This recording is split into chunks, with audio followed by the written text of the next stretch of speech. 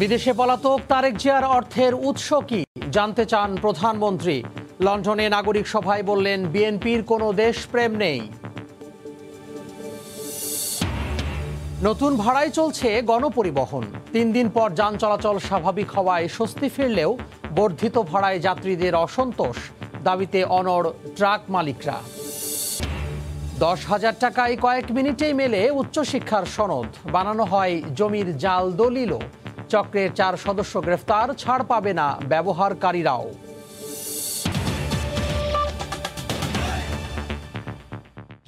সময় সংবাদের সঙ্গে আছি আমি তোহা খান তামিম। বিএনপির কোনো দেশপ্রেম নেই উল্লেখ করে প্রধানমন্ত্রী শেখ হাসিনা প্রশ্ন তুলে বলেছেন, বিদেশে পলাতক তারেক জিয়ার এত অর্থের উৎস কোথায়? তিনি বলেছেন, কোনো পলাতক আসামি দলের নেতৃত্বে থাকে কি করে? রোববার লন্ডনে আওয়ামী লীগ আয়োজিত এক নাগরিক সংবর্ধনায় বক্তব্যে একথা বলেন প্রধানমন্ত্রী। 7 নভেম্বর প্রকৃতপক্ষে সৈনিক হত্যা দিবস বলেও মন্তব্য করেন সরকার প্রধান। জলবায়ু বিষয়ক শীর্ষ সম্মেলনে অংশগ্রহণ শেষে প্রধানমন্ত্রী এখন সরকারি সফরে লন্ডনে। প্রথাগতভাবেই তার বিদেশ সফরে প্রবাসী বাংলাদেশিদের সঙ্গে মতবিনিময়ের ধারায় যুক্তরাজ্য আওয়ামী লীগ ও প্রবাসীদের সঙ্গেও বৈঠক করলেন শেখ হাসিনা। রোববার লন্ডনে স্থানীয় সময় বিকেলে এই নাগরিক সভায় হোটেল ক্ল্যারিজ থেকে ভার্চুয়াল মাধ্যমে যোগ দেন সরকার প্রধান। খালেদা জিয়ার ছেলেদের দুর্নীতি এটা কিন্তু আমাদের না, এটা আমেরিকার FBI খুঁজে বের করেছে। নেতাকর্মীদের উদ্দেশ্যে দেয়া বক্তব্যে প্রধানমন্ত্রী প্রশ্ন তোলেন, বিদেশে পলাতক তারেক রহমানের বিপুল অর্থের উৎস কোথায়? সাজাপ্রাপ্ত আসামির নেতৃত্বে পরিচালিত দলটির রাজনৈতিক অস্তিত্ব নিয়েও কথা বলেন তিনি। ওদের মধ্যে দেশপ্রেম নাই, জাতির জন্য কোনো কল্যাণ চিন্তা নাই, ক্ষমতাকে ভোগের বস্তু মনে করে, লুটপাটের বস্তু মনে করে। আপনারা নিজেই এখন দেখতে পারেন তাদের জীবনযাত্রা, এই প্রবাসে থেকেও কিভাবে তারা জীবনযাত্রা করে, তাদের সোর্স অফ ইনকাম কি, অর্থ কোথা থেকে উপার্জন করে। তারেক জিয়াকে জিজ্ঞেস করে না কোথা থেকে অর্থ পায়, কিভাবে চলে। জনগণের সম্পদ লুট করে তারা বিলাসিতা করে, আর আওয়ামী লীগ জনগণের পাশে থাকে, জনগণের কল্যাণ চিন্তা করে। সাজাপ্রাপ্ত আসামি সে হলো একটা দলের নেতৃত্বে, তো সেই দলের অস্তিত্ব থাকে কিভাবে? যে দলের নেতৃত্বই হচ্ছে সাজাপ্রাপ্ত আসামি। জাতির পিতাকে হত্যার পর জিয়াউর রহমানের হাতে হাজার হাজার সেনা কর্মকর্তা নিহত হয়েছেন জানিয়ে আওয়ামী লীগ প্রধান বলেন, ৭৫-এর পর কুয়ের মাধ্যমেই দেশ চলত। ৭৫-এর পর বাংলাদেশে ১৯ বার কু হয়েছে। জিয়াউর রহমানের হাতে হাজার হাজার সামরিক বাহিনীর সৈনিক, অফিসার, বিমান বাহিনীর অফিসার এবং অনেক মানুষ মারা যায়, তাদেরকে হত্যা করা হয়। 7ই নভেম্বর প্রকৃতপক্ষে এটা সৈনিক হত্যা দিবস। যুক্তরাজ্যে বসবাসরত প্রবাসী বাংলাদেশিদের দেশে বিনিয়োগের আহ্বানও জানান প্রধানমন্ত্রী শেখ হাসিনা। প্রবাসীদের বলবো, অনেকদিন তো এই দেশে ছিলেন, বাংলাদেশে আসেন, বিনিয়োগ করেন, অর্থনৈতিক অঞ্চল করে দিচ্ছি। দেবাশিস রায়, সময় সংবাদ। সারা দেশে বর্ধিত ভাড়ায় চলছে গণপরিবহন। 3 দিন পর যান চলাচল স্বাভাবিক হওয়ায় স্বস্তি ফিরলেও ভাড়া বাড়ায় অসন্তোষ রয়েছে যাত্রীদের মধ্যে। সে খবর জানাতে রাজধানী ফার্মগেট এলাকায় আছেন রিপোর্টার শাতিলা শারমিন এবং সিলেট কেন্দ্রীয় বাস টার্মিনালে আছেন সহকর্মী কামুল কবির। বিস্তারিত জানতে আমরা প্রথমে যাব শাতিলার কাছে। শাতিলা। তামিম, এখন হচ্ছে ফার্মগেট যে এলাকার কথা আমরা যেখানে দাঁড়িয়ে আছি, সেখানে হচ্ছে যে অফিসগামী যে যাত্রীরা আছেন তারা কিন্তু বাসে উঠছেন এবং সেই বাসে যে ভাড়াটির কথা সেটা বলতে হয় যে রাজধানীতে মহানগরীতে ভাড়ানো হয়েছে কিন্তু ভাড়া 34 পয়সা। সেই 34 পয়সা ভাড়া কিন্তু প্রতি কিলোতে। আরেকটি বিষয় থাকছে, সেটি হচ্ছে এই ভাড়া বাড়ানোর এসেই বলা হয়েছে যে সর্বনিম্ন ভাড়া হবে রাজধানীতে 10 টাকা। অর্থাৎ যারা আসলে কিলোপতি হিসেবটা কিন্তু হচ্ছে এই ন্যূনতম যে ভাড়াটি, সেই ভাড়ার ক্ষেত্রে আসলে যাত্রীদের এক ধরনের মানতে কষ্ট হচ্ছে। কারণ হচ্ছে যে তারা বলছেন যে যারা কম দূরত্বে যাবেন তাদের কিন্তু ওই 10 টাকা ভাড়ায় দিতে হচ্ছে। আরেকটি বিষয় সেটি হচ্ছে যে যাত্রীরা যেটি জানিয়েছেন ভাড়া বাড়ছে, কিন্তু আসলে তাদের যে সামর্থ্য বা যে ইনকাম, সেই ইনকামের বিষয়টি কিন্তু একই থেকে যাচ্ছে। তার মানে হচ্ছে যে ভাড়া বাড়ার সঙ্গে সঙ্গে তারা আশঙ্কা করছেন যে পণ্য পরিবহন রয়েছে, সেখানে যদি হচ্ছে এখনো পর্যন্ত সেই পণ্য পরিবহনের যে বাস, ট্রাক বা কাভার্ড, সেখানে কিন্তু ধর্মঘট অব্যাহত রয়েছে। তার মানে হচ্ছে সেখানেও যদি ভাড়াটি বাড়ে তাহলে তাদের কিন্তু জীবনযাত্রার উপরে একটি বড় প্রভাব পড়বে বলে তারা মনে করছেন। এই তো গেল হচ্ছে যাত্রীদের অংশটি। এরপরে হচ্ছে বাসের যারা ড্রাইভার বা হেল্পার, তারা যেটি বলছেন সেটি হচ্ছে যে ভাড়া বাড়ানোর কারণে তারা হচ্ছে যেমন হিসাবের বিষয়টি নির্ধারণ কিন্তু আসলে ইচ্ছে মতো হচ্ছে, সেই অভিযোগটিও কিন্তু যাত্রীদের পক্ষ থেকে রয়েছে। কারণ সিএনজি চালিত যানবাহনে ভাড়া বাড়ানোর কথা না, কিন্তু নির্দেশনা অনুযায়ী সেটিও আসলে কোনো কোনো ক্ষেত্রে মানা হচ্ছে না বলে অভিযোগ রয়েছে যাত্রীদের পক্ষ থেকে। আরেকটি বিষয় বলতে চাই, সেটি হচ্ছে যে এই রাজধানীতে গণপরিবহনের যে ভাড়া, সেই ভাড়া আসলে যে 34 পয়সা বাড়ানো বা 2 টাকা করে নেওয়া যে প্রতি কিলোতে, সেটি কিন্তু এখনো পর্যন্ত খুব বেশি পরিষ্কার নয় যাত্রীদের কাছে। অর্থাৎ যাত্রীদের কাছে বিষয়টি এখনো পরিষ্কার করে যারা বাস চালাচ্ছেন বা গণপরিবহনে আছেন, তারা কিন্তু খুব নির্দিষ্ট করে বলতে পারছে না। তারা একটা ধরে দিয়ে ভাড়াটি নিয়ে নিচ্ছেন, 3 টাকা, 4 টাকা, 5 টাকা, যেভাবে পাচ্ছে সেভাবে কিন্তু ভাড়াটি বাড়িয়ে নিচ্ছে।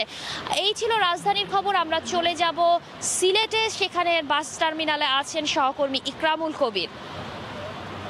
ধন্যবাদ সাথীলা। সিলেটে আজকে সকাল থেকে বিশেষ করে 6টা পর্যন্ত যে ধর্মঘট ছিল গত 3 দিন, আজকে সকাল থেকে আবার প্রাণ ফিরে পেয়েছে সিলেট কেন্দ্রীয় বাস টার্মিনাল সহ সব কয়টি টার্মিনালে। আমরা দেখেছি সকাল থেকে বিভিন্ন গন্তব্যে অভ্যন্তরীণ রুট এবং যে দূরপাল্লার যানবাহন চলাচল করছে। বিভিন্ন জায়গার থেকে যানবাহনগুলো গত রাতেই কিছু যানবাহন ছেড়ে এসেছে, যেগুলো আছে।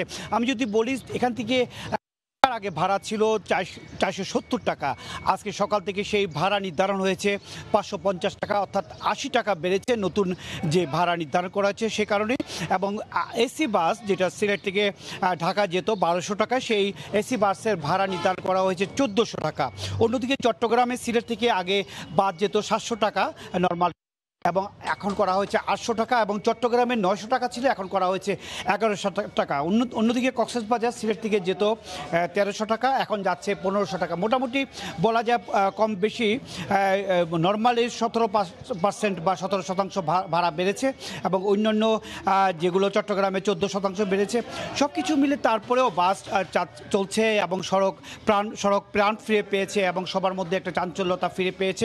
বিশেষ করে যারা দিন মজুর ছিলেন, এই সমস্ত বাস টার্মিনালে যারা দিন আনে দিন খেত, তাদের মধ্যে একটি উৎসাহ আমরা দেখেছি আজকে সকালে। বিশেষ করে তারা সকালে এসে এবং রাতে ফিরে যেত যখন সকালে, তখন তাদের যেই মজুরিটা পেতেন, এবং এই 3 দিন তারা মোটামুটি একেবারে নিঃস্ব বা দুর্বিষহ জীবনযাপন করতো। আমরা কয়েকজন শ্রমিকের সাথে কথা বলেছি, তারা বেশ আনন্দের সাথেই জানিয়েছে যে সরকার তাদের দাবি মেনে নিয়েছে, এ কারণে তারা বেশ খুশি, এবং সড়কগুলো প্রাণ ফিরে পেয়েছে, সবার মধ্যে একটা চাঞ্চল্যতা ফিরে পেয়েছে। এবং যারা দীর্ঘদিন থেকে এই দিনটির অপেক্ষা আছে, তারাও বাস টার্মিনালে আছে, বিভিন্ন গন্তব্যে তারা চলে যাচ্ছে। মোটামুটি এই ছিল সিলেট কেন্দ্রীয় বাস টার্মিনাল থেকে আজ সকাল থেকে যে নতুন ভাড়া বা নতুন নির্ধারণ করা হয়েছে, নির্ধারিত ভাড়ায় বিভিন্ন গন্তব্যে চলে যাচ্ছে বাসগুলো, তার সর্বশেষ খবর। সিলেট থেকে সহকর্মী ইকরামুল কবির, এবং তারও আগে রাজধানীর ফার্মগেট এলাকা থেকে যুক্ত হয়েছিলেন সহকর্মী সাতেলা শারমিন, জানাচ্ছিলেন বর্ধিত ভাড়ায় যে গণপরিবহন চলছে তার সবশেষ খবরাখবর। ভাড়া বাড়িয়ে গণপরিবহন চালু হলেও জ্বালানি তেলের বর্ধিত মূল্য প্রত্যাহারের দাবিতে চলছে পণ্য পরিবহন ধর্মঘট। এতে ধস নেমেছে ব্যবসা বাণিজ্যে। সে খবর জানাতে রাজধানীর তেজগাঁও ট্রাক স্ট্যান্ডে আছেন রিপোর্টার কাজল আবদুল্লাহ, এবং মোংলা বন্দর এলাকায় আছেন সহকর্মী মাহমুদ হাসান। বিস্তারিত জানতে আমরা প্রথমে যাচ্ছি কাজলের কাছে। কাজল। তামিম, আমি কিন্তু রাজধানীর তেজগাঁও ট্রাক স্ট্যান্ডে, পিছনে কিন্তু দেখতে পাচ্ছেন যে শত শত ট্রাক কিন্তু এখানে বলা চলে স্থবির হয়ে বন্ধ রয়েছে গত 4 দিন যাবৎ। অর্থাৎ 5 নভেম্বর থেকে কিন্তু শুরু হয়েছে এই ট্রাক স্ট্যান্ড যে ধর্মঘটের জ্বালানি তেলের বিরুদ্ধে প্রতিবাদ জানিয়ে যে ধর্মঘট শুরু হয়েছে, সেই ধর্মঘটের চিত্র কিন্তু এটি আমি আপনাকে দেখাতে পারছি। সেটি হচ্ছে যে এখানে আমি সকালে এসেই কথা বলেছি এখানে ট্রাক মালিক শ্রমিক ফেডারেশনের সাথে। তারা যেটি বলেছেন সেটি হচ্ছে যে দেশের ইতিহাসে সবচেয়ে বড় বলা চলে যে তেলের দাম বাড়ানোর যে পরিমাণে বাড়ানোর যে ইতিহাস, সেটি কিন্তু এবার সরকার ঘোষণা করেছে এবং এর পরিবর্তে কিন্তু তাদের বলা চলে যে তারা এই ধর্মঘটের ডাক দিয়েছেন। এবং সাথে এর আগে যে এটি আরও একটি দুটি কথা ওনারা বলেছেন, সেটি হচ্ছে যে এই তাদের ধর্মঘটের পেছনে রয়েছে 2 নভেম্বরে যমুনা সেতু এবং মুক্তারপুর ঘাটের যে ব্রিজ রয়েছে সেই ব্রিজ এবং টোল এবং হচ্ছে যমুনা সেতু, এই দুই টোলের কিন্তু তারা 257 এবং 300% দুটি ব্রিজে 300% এবং 257% টোল বৃদ্ধির কারণে কিন্তু তাদের এই দাবির একটি। আরেকটি হচ্ছে যে পৌরসভা এবং জেলা পর্যায়ে যে রাস্তা সেখানে যে লরি এবং ট্রাকগুলো চলাচল করে সেখানে কিন্তু চাঁদাবাজি, এই 3টি কারণকে তারা দাবি জানিয়ে কিন্তু তারা এই ধর্মঘটের ডাক দিয়েছে এবং এটি কিন্তু চলমান রয়েছে। এবং তারা আরও একটি কথা বলেছে, সেটি হচ্ছে যে যতক্ষণ পর্যন্ত সরকার নৌ পরিবহন এবং সড়ক যারা বাস যেগুলো পরিচালনা করে বাস, সেই গণপরিবহনের যেভাবে দাবি দেওয়া তারা মেনে নিয়ে এবং তারা ঘোষণা করেছে তাদের অবস্থা, সেই অবস্থার আলোকে কিন্তু এই পরিবহন সেক্টরে অর্থাৎ পণ্য পরিবহন সেক্টরের যে ট্রাক এবং লরি যেগুলোই চলাচল করে সেই মালিক শ্রমিকদের সাথে কথা বলে সেই সমাধান না করবেন, তাদের মূল্য পুনর্নির্ধারিত না করবেন ভাড়া, সেক্ষেত্রে তারা কিন্তু এই দাবি কিন্তু তারা অব্যাহত রাখবেন এবং সমস্ত পণ্য পরিবহন কিন্তু তারা বন্ধ রাখবেন। তো আমার কাছে ঢাকা থেকে ছিল এই পর্যন্তই। ধর্মঘটে চলে যাচ্ছি মংলা বন্দরে, সেখানে স্থবির অবস্থা। সেখানে থেকে আমাদের সাথে যোগ দেবেন সহকর্মী মাহমুদ হাসান। ধন্যবাদ কাজল। আমি এখন দাঁড়িয়ে আছি মোংলা বন্দর জেটির ভিতরেই। তো এই যে গত 4 দিন পর্যন্ত যে পরিবহন ধর্মঘটের কারণে তারা কিন্তু তেল এবং গ্যাসের মূল্য বৃদ্ধির কারণে প্রতিবাদেই কিন্তু তারা ধর্মঘট শুরু করেছিল, কিন্তু এখন এটা গড়িয়েছে পরিবহন ভাড়ার উপরে। তবে এখানে এই যে 4 দিন যে ধর্মঘট চলছে, এই ধর্মঘটে কিন্তু প্রভাব পড়েছে কিন্তু মোংলা আমদানি এবং রপ্তানি করা পণ্যের উপর। কারণ এখানে প্রায় আমাদের বন্দর কর্তৃপক্ষ যেটা জানিয়েছে প্রায় 3 শতাধিক কন্টেইনার কিন্তু রপ্তানির অপেক্ষায় কিন্তু এখানে পড়ে আছে। আগামী দিন বা 10 তারিখে কিন্তু একটা কন্টেইনার শিপ এখানে আসার কথা রয়েছে। তবে সেই কন্টেইনারে করে কিন্তু 8 থেকে 1000 কন্টেইনার এখান থেকে যাওয়ার কথা, কিন্তু প্রস্তুত আছে মাত্র 3 শতাধিকের মতন। কিন্তু বাকি কন্টেইনার গুলো এখনো প্রস্তুত করতে পারেনি। বিভিন্ন শহর থেকে যে পণ্যগুলো আসবে এখানে কন্ট্রিজাত করবে, এখানে কিছু প্রক্রিয়াকরণ আছে, নানা প্রক্রিয়া শেষ করেই তারা কিন্তু এই কন্টেইনার গুলো যে রপ্তানিকারক যে রপ্তানিযোগ্য পণ্যগুলো কিন্তু এখানে জাহাজে তুলিয়ে দেবে, কিন্তু সেই পণ্যগুলো এখনো আসতে পারছে না। এছাড়াও কিন্তু কয়েক শতাধিক কন্টেইনার কিন্তু আমদানি পণ্য কিন্তু এখানে পড়ে আছে, সেই পণ্যগুলো কিন্তু দেশের কোথাও চলে যেতে পারছে না, যার কারণে কিন্তু একটা বড় প্রভাব পড়েছে। এখানে ব্যবসায়ীরা আমাদের কাছে কথা জানিয়েছে যে যদি এই তাদের যদি লরি অথবা ট্রাক যদি চালু না হয় তাহলে কিন্তু বড় ধরনের একটা আর্থিক সংকটে পড়বে এই ব্যবসায়ীরা। তারা কিন্তু দৈনিক লক্ষ লক্ষ টাকা কিন্তু এখান থেকে লস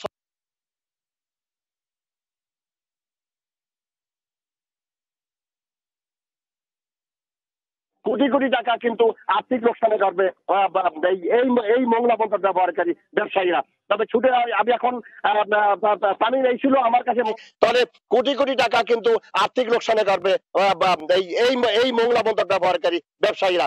তবে ছুটে আমি এখন তামিম এই ছিল আমার কাছে মোংলা বন্দর থেকে সর্বশেষ খবর। চলে যাচ্ছি স্টুডিওতে। তামিম। মংলা বন্দর থেকে যুক্ত হয়েছিলেন সহকর্মী মাহমুদ হাসান এবং তারও আগে রাজধানী থেকে যুক্ত হয়েছিলেন সহকর্মী কাজল আব্দুল্লাহ। তৃতীয় দিনের মতো কমিউনিটি ক্লিনিকে করোনার টিকাদান চলছে। সে খবর জানাতে সিরাজগঞ্জের শিয়ালকোট কমিউনিটি ক্লিনিক থেকে সরাসরি যুক্ত হচ্ছেন সহকর্মী রিঙ্কু কুন্ডু। তামিম, প্রান্তিক জনগোষ্ঠীকে করোনা টিকায় আনার জন্য যে সরকারের যে কর্মসূচি অর্থাৎ কমিউনিটি ক্লিনিকে করোনা টিকা গণটিকা প্রদান, সেটি কিন্তু আজ তৃতীয় দিন চলছে এবং আমরা আজকে এসেছি সিরাজগঞ্জের সদর উপজেলার শিয়ালখোলের একটি কমিউনিটি ক্লিনিকে। আমরা দেখছি যে সকাল 9টা থেকে এই কমিউনিটি ক্লিনিক খোলার আগে থেকে কিন্তু মানুষজন এখানে ভিড় করছে এবং বিভিন্ন বয়সের নারী পুরুষ এই করোনা টিকা নিতে আসছে। আমরা কথা বলেছি এই যে যারা টিকা গ্রহীতা তাদের সাথে, তারা যেটি বলছে যে খুব সুষ্ঠুভাবে এবং খুব সুন্দরভাবে বাড়ির কাছে তারা করোনা টিকা নিতে পেরে কিন্তু খুবই আনন্দ প্রকাশ করছে। আমি কথা বলতে চাই এই কমিউনিটি ক্লিনিকের যিনি দায়িত্বে রয়েছে সিএচসিপি ওয়াহিদুর রহমানের সাথে। আসলে আমরা দেখছি যে করোনা টিকা আপনারা দিচ্ছেন, আসলে কি ব্যবস্থা গ্রহণ করেছেন এই টিকা প্রদানের জন্য? আমরা দুইটা বুথ করেছি, একটা ছেলে একটা মেয়ে। আমাদের 500 টিকা আছে। আমরা যতক্ষণ পর্যন্ত থাকবে ততক্ষণ পর্যন্ত আমরা টিকা দিব। ধন্যবাদ। তামিম, আপনি শুনছিলেন যে আমরা এই কমিউনিটি ক্লিনিকের যিনি দায়িত্বে রয়েছে তিনি আমাদেরকে জানাচ্ছিলেন যে কমিউনিটি ক্লিনিকের মাধ্যমে যে টিকা প্রদান, অর্থাৎ আমরা জানি যে প্রত্যেকটি কমিউনিটি ক্লিনিকে কিন্তু 500 করে টিকা প্রদান করা হবে প্রতিদিন, এবং সিরাজগঞ্জের মোট 69টি কমিউনিটি ক্লিনিকে কিন্তু এই টিকাদান কার্যক্রম পর্যায়ক্রমে চলছে, এবং যতক্ষণ পর্যন্ত এই 500 টিকা আসলে মজুদ থাকবে ততক্ষণ কিন্তু তারা এই টিকা কার্যক্রম চালিয়ে যাবে। আমরা দেখছি যে বাইরে কিন্তু প্রচুর পরিমাণ মানুষের ভিড়, এবং এই টিকা প্রদানের আগে থেকে কিন্তু কমিউনিটি ক্লিনিকের পক্ষ থেকে কিন্তু তারা প্রচার প্রচারণা চালাচ্ছে, বিভিন্ন গ্রামে কিন্তু তারা প্রচার প্রচারণা চালিয়েছে, যে কারণে আমরা দেখছি সকাল থেকে বিপুল সংখ্যক নারী পুরুষ কিন্তু ভিড় করছে এই টিকা নিতে। তো এক কথা বলা যায় যে সকাল 9টা থেকে শুরু হয়েছে এবং মোট 500 টিকা এই কমিউনিটি ক্লিনিক থেকে প্রদান করা হবে। তো এই ছিল কমিউনিটি ক্লিনিকে গণটিকা কার্যক্রমের সর্বশেষ খবর। তামিম। সিরাজগঞ্জ থেকে যুক্ত হয়েছিলেন সহকর্মী রিঙ্কু গুন্টু। মাধ্যমিক ও উচ্চ মাধ্যমিকের সনদ 5,000 আর বিশ্ববিদ্যালয়ের সনদ 10,000 টাকা। বানানো যাবে যে কোনো দলিল দস্তাবেজের হুবহু কপিও। সময় লাগবে মাত্র কয়েক মিনিট। নকল সার্টিফিকেট তৈরি চক্রের 4 সদস্যকে গ্রেফতারের পর পুলিশ বলছে আইনের আওতায় আনা হবে নকল সনদধারীদেরও। বুলবুল রেজার রিপোর্ট। একটি মাধ্যমিকের সনদ পেতে একজন শিক্ষার্থীর অপেক্ষা করতে হয় 10 বছর। এর পেছনে থাকে অনেক শ্রম, মেধা আর আর্থিক বিষয়। অথচ নীলক্ষেতের বাকুশা মার্কেটের এই দোকানি মাত্র 10 মিনিটেই তৈরি করে ফেলেন সেই সার্টিফিকেট। খরচও সামান্য, ব্যক্তিভেদে 5 থেকে 20,000 টাকা। গেল 5 বছর ধরে এভাবেই যে কোনো পাবলিক পরীক্ষার জাল সনদ তৈরি করে আসছেন তিনি। একটি কম্পিউটার, একটি প্রিন্টার আর কিছু কাগজপত্র, বিনিয়োগ এতটুকুই। নাম, বাপের নাম, মার নাম, আর মাদ্রাসা বা স্কুলে যেটাই হোক ওই নাম নেই। তারপরে আমরা ওই নামগুলো এখানে টাইপ করে কোন গ্রুপ নেবে গ্রুপগুলো বসাই। তারপর একটা পয়েন্ট যেটা দরকার ওই পয়েন্টটা দিলে জন্ম তারিখ দিয়ে তারপর আমরা প্রিন্ট করে কাস্টমারকে দিয়ে দিই। জাল সার্টিফিকেট তৈরি চক্রের প্রধান সহ 4 সদস্যকে গ্রেফতার করেছে গোয়েন্দা পুলিশ। 3 ধাপে কাজ করে চক্রটি। প্রথম ধাপে তারা সনদ প্রত্যাশীদের খুঁজে বের করেন। মাঝখানে থাকে একটি দালাল শ্রেণী যাদের কাজ চুক্তি করা। শেষ ধাপে থাকে কিছু কম্পিউটার কম্পোজের দোকানি। মাধ্যমিক, উচ্চ মাধ্যমিক থেকে শুরু করে পাবলিক প্রাইভেট বিশ্ববিদ্যালয়ের সব সনদই তৈরি করে চক্রটি। জমির জাল দলিল বানাতেও দক্ষ তারা। খালি চোখে বোঝার খুবই কষ্টসাধ্য যে এটা অরিজিনাল না এটা ভুয়া নকল। যেখানে বিশেষ করে সার্টিফিকেট স্ক্রুনিংয়ের সুযোগটা কম, সেই সমস্ত জায়গায় তারা এই সার্টিফিকেটগুলো দিয়ে তারা আসলে বিভিন্ন রকম কাজবাজ বা চাকরি করে। পুলিশ বলছে নকল সনদ প্রত্যাশীরাও সমান অপরাধী। আইনের আওতায় আনা হবে তাদেরকেও। নিয়োগের আগে সার্টিফিকেট যাচাই করার পরামর্শ সংশ্লিষ্ট প্রতিষ্ঠানকে। যারা এই কাজটির সাথে জড়িত তারাও যেমন অপরাধী, যারা এই অপরাধীর সাথে সহযোগিতায় তারা কাগজগুলি বানায় তারাও কিন্তু একইভাবে তারাও অপরাধী। যেই সংস্থার এই সার্টিফিকেটগুলি প্রয়োজন বা যারা চাকরি দেবে তারা যেন যথাযথ ভেরিফাই করে নেয়। রাজধানীর নীলক্ষেত কেন্দ্রিক সংঘবদ্ধ জাল সার্টিফিকেট চক্রের বিরুদ্ধে বিশেষ অভিযান চালানোর সিদ্ধান্ত নিয়েছে গোয়েন্দারা। বুলবুল রেজা, সময় সংবাদ, ঢাকা। 25 দিন ধরে শেরপুরের শ্রীবর্দী উপজেলার পাহাড়ি অঞ্চলে ভারত থেকে আসা অর্ধশতাধিক বন্য হাতির দল প্রায় খাবারের সন্ধানে নেমে আসছে লোকালয়ে। প্রাণী বিশেষজ্ঞরা বলছেন বনকে হাতির নিরাপদ আবাসস্থল করতে পারলে নিরসন হবে হাতি মানুষের দ্বন্দ্ব। শহীদুল ইসলামকে সঙ্গে নিয়ে সাদিকুর রহমানের রিপোর্ট। একের পর এক মানুষ বন উজাড় করায় বন্যপ্রাণীর দেখা মিলছে এখন লোকালয়ে। হাতি দেখলেই ইটপাটকেল নিক্ষেপ করছে মানুষ, আর তাতেই ক্ষিপ্ত হয়ে হাতিও তেড়ে আসে মানুষের দিকে, নষ্ট করছে ফসলের ক্ষেত আর সবজি বাগান। মানুষকে পাহাড় থেকে সরিয়ে নিয়ে অন্যখানে পুনর্বাসনের মাধ্যমে এই হাতি মানুষের যে দ্বন্দ্ব, এই দ্বন্দ্বকে নিরসন সম্ভব। হাতির যে নিজস্ব ভূমি, তার আবাস, সেই আবাসটা তাকে ফিরিয়ে দিতে হবে। তার আবাসে যেন আমরা অনধিকার চর্চা না করি। হাতির আক্রমণ থেকে নিজেদের ফসল রক্ষায় প্রতিদিন কেরোসিন দিয়ে মশাল জ্বালিয়ে রাত জেগে পাহারা দিচ্ছে এলাকাবাসী। আমরা এই বর্ডারের সীমানায় আসছি হাতি দেখার জন্য। আমার ওয়াইফের নিয়ে আসছি। সেই সুদূর রাজীবপুর থেকে আসছি, রাজীবপুর রৌমারি। শুনছি যে হাতি আসছে, এর আগেও আসছিলাম। অনেক আগেও আরো আসতো হাতি, মানে আইসা 5-7 দিন থেকে চলে যেত, কিন্তু এবার আইসা অনেক মানুষের ক্ষতি করতেছে। এলাকাবাসী অনেকের মধ্যে আছি, আতঙ্কের মধ্যে আছি। সবসময় হাতির সাথে যুদ্ধ করে চলতেছি আমরা। বন্যপ্রাণী বিশেষজ্ঞরা বলছেন, জীববৈচিত্র্য রক্ষা ও বন্যপ্রাণীর আক্রমণ থেকে বাঁচতে বনকে করতে হবে হাতির জন্য নিরাপদ আশ্রয়স্থল। সবার সাথে কাউন্সেলিং করে মানুষকে যদি বোঝাতে সক্ষম হয় যে আসলে এই বনটা হচ্ছে হাতির বা অন্যান্য বন্যপ্রাণীর বসবাসের জন্য, তাহলে আমার মনে হয় হাতি এবং মানুষের ভিতরে যে দ্বন্দ্বটা আছে তা আস্তে আস্তে কমে আসবে। প্রতি বছর ভারত থেকে আসা বন্য হাতির দল দেশের সীমান্ত এলাকায় 3 থেকে 4 দিন অবস্থান নিলেও এবার প্রায় 25 দিন ধরে রয়েছে। হাতি ও মানুষের এই যুদ্ধে গত 30 বছরে প্রায় 1.5 শতাধিক মানুষের মৃত্যু হয়েছে, আর হাতি মারা গেছে প্রায় অর্ধ শতাধিক।